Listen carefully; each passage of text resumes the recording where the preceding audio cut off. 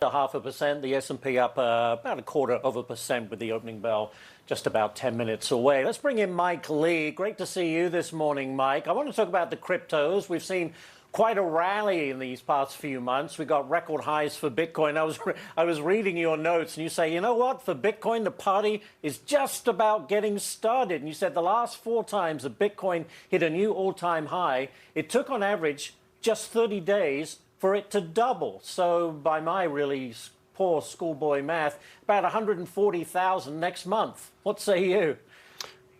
Yeah, so it's an unbelievable trend, and it's typically when things hit all-time new highs, people get nervous, but the reality is you should never sell an all-time new high. And if you think about why Bitcoin was created in the first place, it was due to quantitative easing and the unbelievable amount of spending at the time from Barack Obama and when Nancy Pelosi, when they had both chambers of the House and the Senate, the amount of spending that was coming in and the quantitative easing in response to interest rates running away, that if you can just keep printing money for forever, we need something that with a limited amount of issuance. And so that is the case with Bitcoin.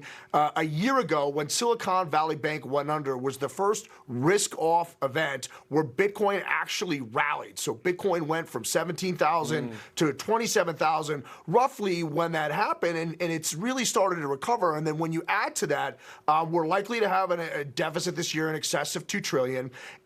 You have the halving, which is where Bitcoin miners will get half the rewards that they do today, coming in about 6 weeks. That halving has coincided with every other spike in Bitcoin price historically. So all of this, and then the ETF being issued in a series of ETFs, allowing it for much easier access, because it's not that easy for a lot of regular investors that don't pay close attention to open a cryptocurrency wallet, whereas, you can just buy an ETF in your Fidelity account or your Schwab account from a trusted, reputable company. My favorite, of course, is HODL, the ticker symbol for the Van Eck one, which is the acronym Hold On for Dear Life.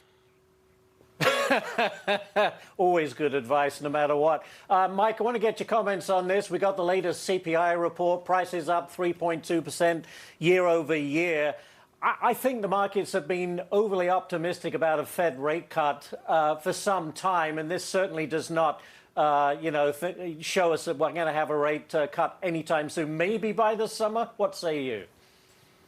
So as the Fed started this hiking cycle, we got all these various inflation experts, even though the last time we had inflation was the early 1980s, around the time I was born.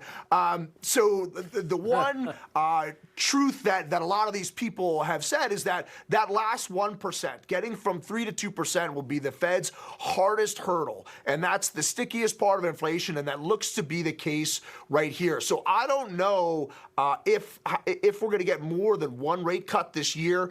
We may be in a situation where we get 0 if these inflation numbers seem to come in hotter than expected. And it's, super core, the super core PCE actually came in much lower than expected. And so that's core PCE, core CPI below, without housing as a part of the number. So core services minus housing did come in lower. So look, I think the Fed's gonna have a tough time getting down to 2%, and I don't know that we'll get any rate cuts this year, although I hope we get a few. Exactly. At one point, they were talking about 7. That's not going to happen. Mike, thank you so much. As always, great stuff. From inflation to